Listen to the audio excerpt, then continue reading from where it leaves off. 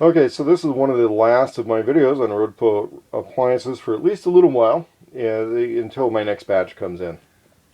But it's a 12 volt crock pot, basically is what we call it, or they're called a slow cooker.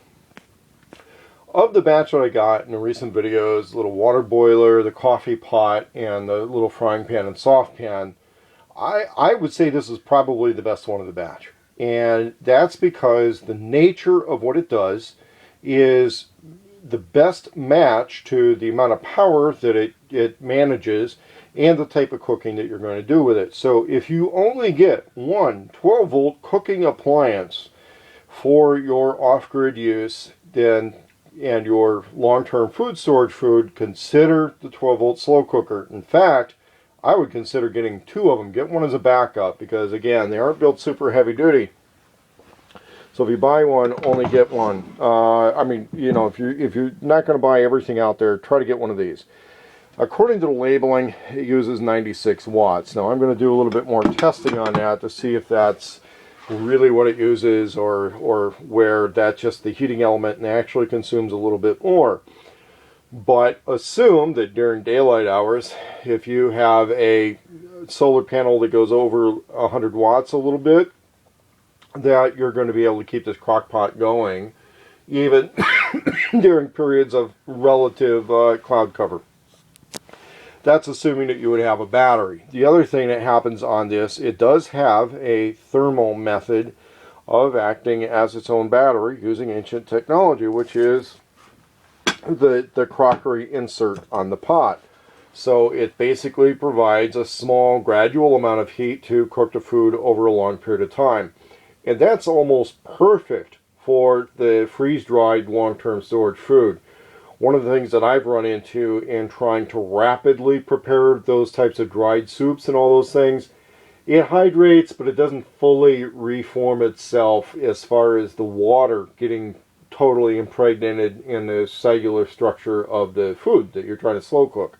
If you crock pot that stuff, it turns out perfect. Okay, the freeze-dried potatoes, the freeze-dried vegetables, meat, stew, any of that kind of stuff. If you use crock pots, it's great. Now, what I normally am doing when I do those crock pot recipes is I'm using a full-size crock pot, either plugged into the house as I test the recipes, or plugged into an inverter on a 400 watt power system. If I'm going to be using batteries and let's say a little bit more limited system, or I've got worse weather, for example right now, it's pretty gray out. I'm not getting a lot of power. According to the power readout on the system, I'm not going to show that, but you know, we're doing reasonably decent right now because I have a large battery bank feeding the system.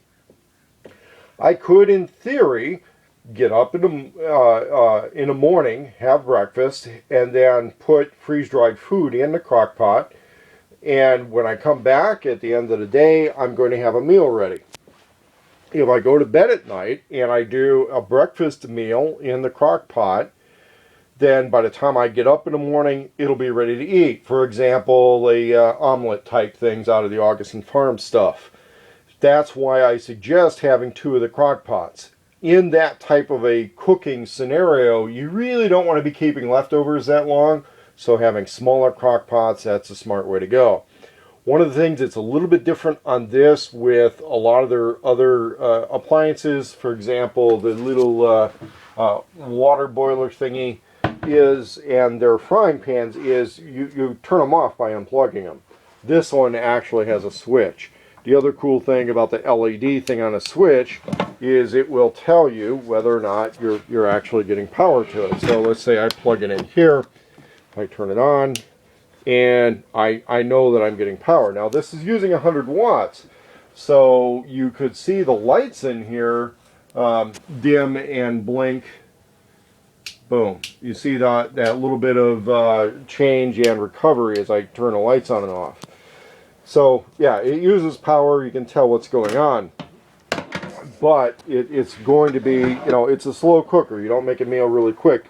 Very, very appropriate for limited power use applications. 100 watts, 100 watt solar panel, you're going to be good to go. If you're using this on a 200, 300, 400 watt power system, which is, you know, comfortably under 30 amps, you can run your crock pot all day long and expect to have still charged your